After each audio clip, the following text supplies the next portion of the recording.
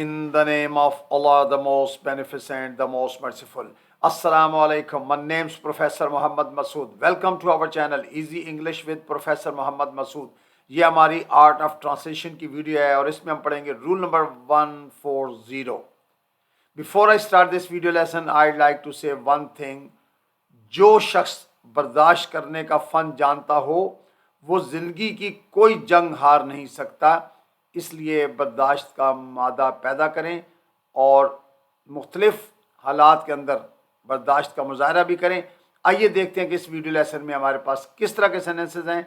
जैसा कि वो सेल्फियां लेने में लगी हुई है, या वो चालाकियां करने में लगी हुई है, या बाज़ वक़्त हम ये कहते हैं कि भाई तुम दुनिया को बदलने में लगे हुए हो, या तुम तकदीर को बदलने में लगे हुए हो. अच्छा, एक लिहाज से इस वीडियो लेसन के अंदर I hope you will learn a lot अगर आप इसको पूरे इन्हमाक से तवज्जो से देखेंगे. And one more thing I like to से, द स्टूडेंट्स आर बेस्ट जजेस. जब आप वीडियो लेसन देखते हैं तो आई लव इट कि आप उसके बारे में बेशक आपका जो जी चाहे आप उसके बारे में कमेंट भी करें.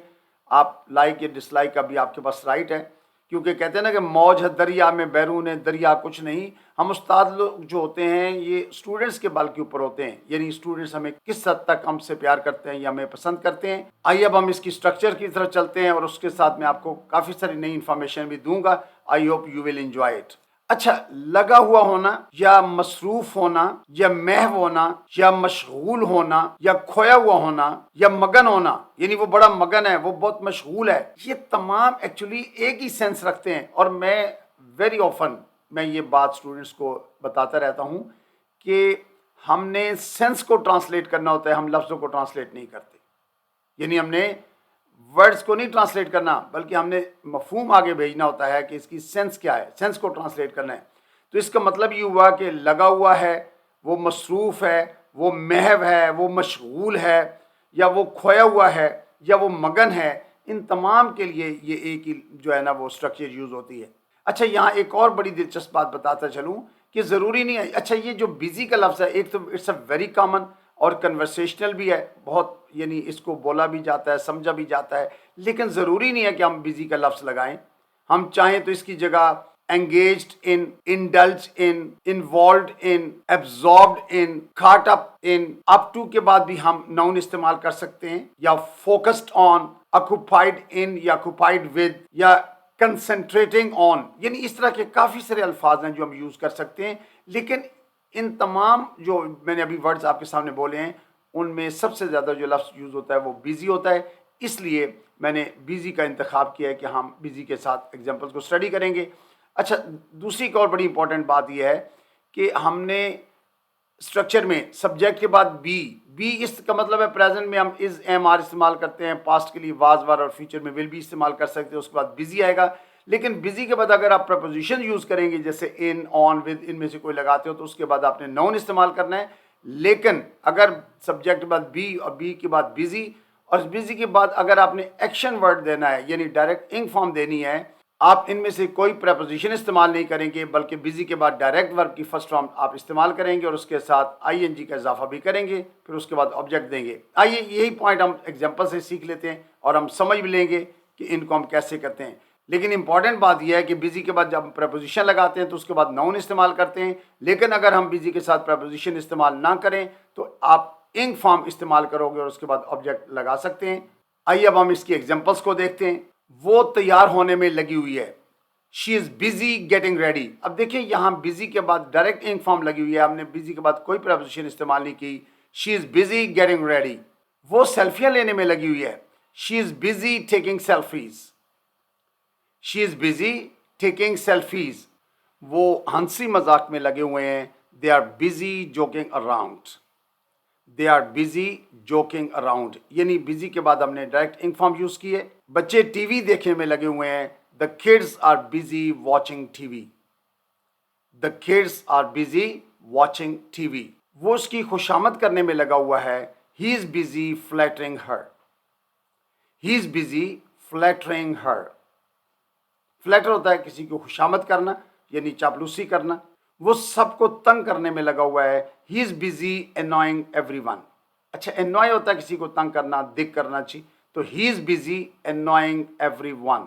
وہ لوگوں کو چکر دینے میں لگا ہوا ہے. He is busy fooling people. اچھا فول ہوتا ہے کسی کو چکر دینا, بیوقوف بنانا. چاہیے ویسے بھی فول بھی ورب ہوتا ہے, لیکن فول کے ساتھ بھی ہم جو ہے وہ انگ فارم یوز کر سکتے ہیں, ورب کے طور پہ یوز کرتے ہیں. He is busy fooling people.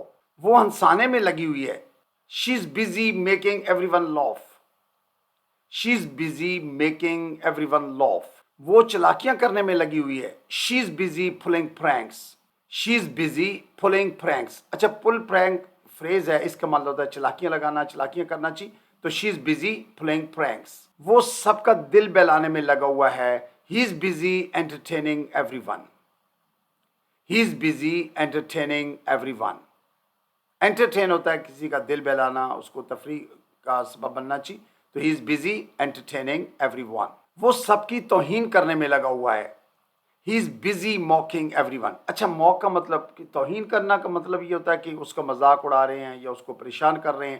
تو he is busy mocking everyone. تم کھیل میں لگے ہوئے ہو. You are busy with the game. اچھا اب آپ نوٹ کیجئے کہ you are busy with the game, یعنی جب آگے ہم نے بزی کے ساتھ ود لگایا پریپوزیشن تو آگے نون استعمال کیا ہوا ہے game. You are busy with the game. اچھا اس کو آپ پاسٹ میں لے جاتے ہو کہ تم کھیل میں لگے ہوئے تھے. You were busy with the game. یا تم کھیل میں لگے ہوئے ہوگے. You will be busy with the game. یعنی آپ نے ورب کو چینج کرنا ہے تو کوئی بھی ٹینس چینج ہو جائے گا. وہ کام میں لگی ہوئی ہے. اگین نوٹ اٹ کہ شی از بزی ود ورک. اب بزی ود کے ساتھ آگے ہم نے نون استعمال کیا ہوا ہے کیونکہ بزی کے ساتھ ہم نے پریپوزیشن یوز کی ہے, اور اگر ٹینس چینج کرنا ہے تو اس کی جگہ واز لگا لیں. شی واز بزی ود ورک. وہ کام میں لگی ہوئی تھی, وہ کام میں لگی ہوئی ہوگی. She will be busy with work. اچھا تم گپے مارنے میں لگے ہوئے ہو. You are busy chatting. اب دیکھیں یہاں پریپوزیشن نہیں ہے تو ڈائریکٹ ہم نے انگ فارم یوز کی ہے. You are busy chatting. Chatting ہوتا ہے گپ شپ لگانا. چاہیے وہ کتابیں پڑھنے میں لگی ہوئی ہے. She is busy reading books. She is busy reading books. اچھا وہ کتابیں پڑھنے میں لگی ہوئی تھی. She was busy reading books. یا وہ کتابیں پڑھنے میں لگی ہوئی ہوگی. She will be busy reading books. تم وقت ضائع کرنے میں لگے ہوئے ہو. You are busy wasting time. You are busy wasting time. اچھا تم وقت ضائع کرنے میں لگے ہوئے تھے. You were busy wasting time. اور فیوچر کے لیے تم وقت ضائع کرنے میں لگے ہوئے ہوگے. You will be busy wasting time. تم ویڈیو بنانے میں لگے ہوئے ہو. You are busy making videos. You are busy making videos. تم ویڈیو بنانے میں لگے ہوئے تھے. You were busy making videos. یا تم ویڈیو بنانے میں لگے ہوئے ہوگے. You will be busy making videos. تو یہ بات آپ کے ذہن میں آ جانی چاہیے کہ ہم نے فرسٹ ورب یعنی آر سے ہم نے ٹینس کو چینج کرنا ہے, یا از ہو یا ایم جو بھی ہو. اگر پاسٹ میں تو واز ور, اور فیوچر کے لیے ول بھی لگائیں گے. وہ تصویریں کھینچنے میں لگی ہوئی ہے. She is busy taking pictures. She is busy taking pictures. تم لڑنے میں لگے ہوئے ہو. You are busy fighting. You are busy fighting. اچھا تم لڑنے میں لگے ہوئے تھے. You were busy fighting. تم لڑنے میں لگے ہوئے ہوگے. You will be busy fighting. وہ مسئلہ حل کرنے میں لگی ہوئی ہے. She is busy solving the issue. She is busy solving the issue. تم دنیا کو بدلنے میں لگے ہوئے ہو. You are busy changing the world. You are busy changing the world.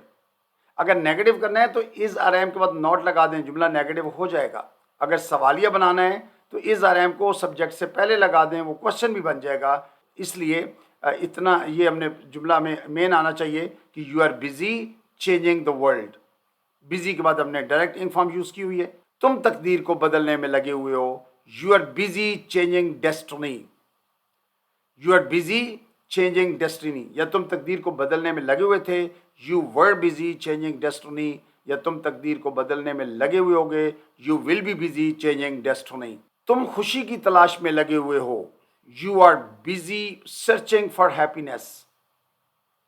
You are busy searching for happiness. اگر پاس میں لے جانا ہے you were busy searching for happiness, اور فیوچر میں لے جانا ہے you will be busy searching for happiness. You must have noted that in all these sentences ہم نے سبجیکٹ کے بعد بی استعمال کیا ہے, اور بی کے بعد ہم نے یعنی پریزنٹ کے لیے از, ایم, آر, اور پاسٹ کے لیے واز وار استعمال کرتے ہیں, فیوچر کے لیے will be.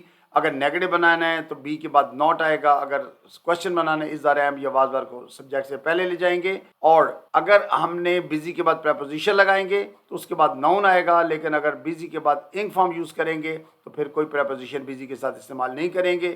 I think that's enough for today. Thank you very much. Wish you best of luck. Take care. Goodbye for now.